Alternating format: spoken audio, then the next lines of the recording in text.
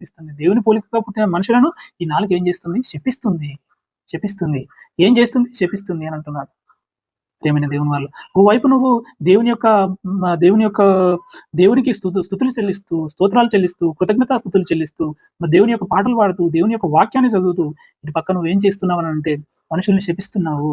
శపిస్తున్నావు. దాన్ని బట్టి నువ్వు తీర్పులోకి వస్తావనని బైబిల్ చెబుతుంది. బైబిల్ వస్తుంది. ప్రతి మాట మన నోటి నుంచి వచ్చిన ప్రతి మాటను బట్టి మనము తీర్పులోకి వస్తామనేది మనము మైండ్‌లో పెట్టుకొని ఇక ముందైనా మన నాలుకను సాధు చేసుకోవడానికి ప్రయత్నం చేయాలని నేను ప్రేమపూర్వకంగా కోరుతున్నాను. అదే విధంగా ఒక చోట నుండి ఆశీర్వచనమును, శాపవచనం బయలుదేరి వెళ్ళును.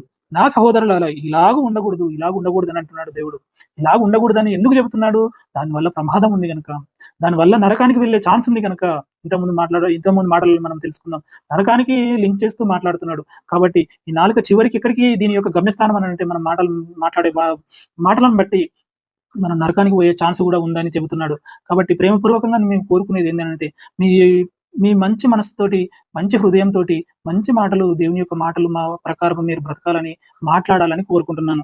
అదే విధంగా ఇంకా చూడగలిగితే 11వ వచనం. నీటి బుగ్గలో ఒక జల నుండి తీయని నీరును, చేదు నీరును ఊరునా.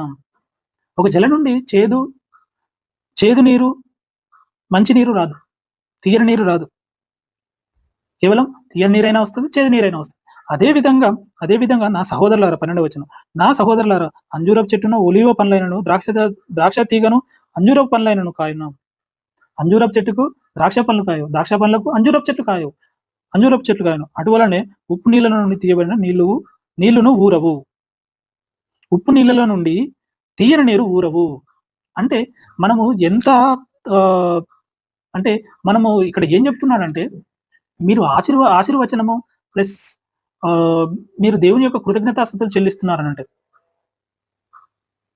మీరు దేవునికి కృతజ్ఞతాస్తుతులు చెల్లిస్తున్నారంటే, ప్లస్ దేవుని యొక్క వాక్యము, దేవుని యొక్క పాటలు, దేవుని ప్రార్థన ఈ విధంగా చేస్తున్నారనంటే మీ నుంచి మంచి మాటలే రావాలా తప్ప చెడు మాటలు రాకూడదు, శాపవచనాలు రాకూడదు, అబద్ధాలు రాకూడదు, బూతు మాటలు రాకూడదు అని చెబుతున్నాడు దేవుడు.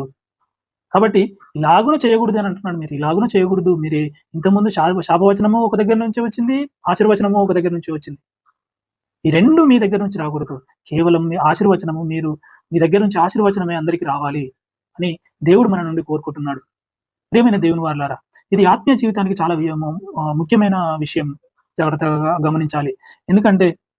ఎందుకంటే నాలుక ద్వారానే మనం పొద్దున్న నుంచి సాయంత్రం వరకు మనము నాలుకను ఉపయోగిస్తూ ఉంటాము, మాట్లాడుతుంటాము, చాలా విషయాలు మాట్లాడుతూ ఉంటాం. కాబట్టి ఆ మాటలను మంచి మాటలు మాట్లాడడానికి ప్రయత్నం చేయండి. ఎందుకంటే ఒకరిని